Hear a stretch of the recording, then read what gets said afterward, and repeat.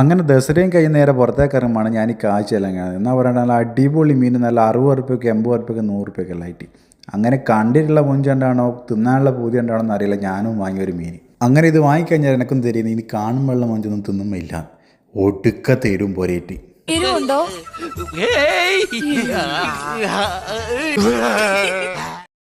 തിരിച്ച് പാർക്കിന് എത്തി നോക്കുമ്പോഴാണെങ്കിൽ ആടെ ഒരാളും മനസ്സിനില്ല. ആകെ ഉള്ളത് കുറേ ബംഗാളികൾ, പിന്നെ ഞാനുള്ളൂ. ബംഗാളികളാണെങ്കിൽ പയ്യനെ കൊണ്ടുവന്നിട്ട് ഇടയിലുള്ള കൊണ്ടുവന്ന് എന്ത് കഷ്ടമാണെന്ന് ആലോചിച്ചോക്കില്ലേ.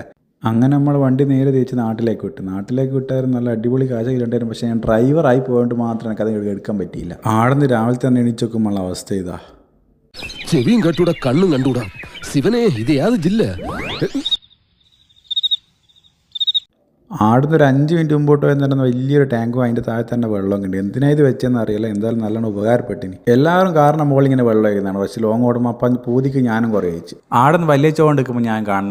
നമ്മളെ നാട്ടിലെല്ലാം മാങ്ങ ഉണ്ടായിരുന്നു, ഇവിടെ നാരങ്ങ ഉണ്ടാക്കി, പിന്നെ ആമ്പലും അത് ഒരുമിച്ച് വേണ്ടെന്നുള്ളതുകൊണ്ട് നമ്മൾ വെറുതെ പറിക്കാൻ തന്നിക്കില്ല. പിന്നെ നമ്മൾ പിന്നെയും വണ്ടി എടുത്ത് നേരെ വിട്ട് നമ്മളെ വണ്ടി നാട്ടിലേക്ക്. അതിൻ്റെ ഇടയ്ക്ക് കുറച്ച് നല്ല നല്ല കാഴ്ചകളുണ്ട്, ഞങ്ങൾ കുറച്ച് കാണിച്ചു തരാം. പിന്നെ ഈ പുരക്കറിയായിട്ട് നമ്മൾ ഒറ്റ മിനിറ്റ് ട്രിപ്പ് ഈ വീഡിയോയോട് കൂടി അവസാനിച്ചിരിക്കുമെന്ന് ഞാനും ഔദ്യോഗികമായി പ്രഖ്യാപിക്കുന്നു എന്ന് പറഞ്ഞുകൊണ്ട് ബൈ.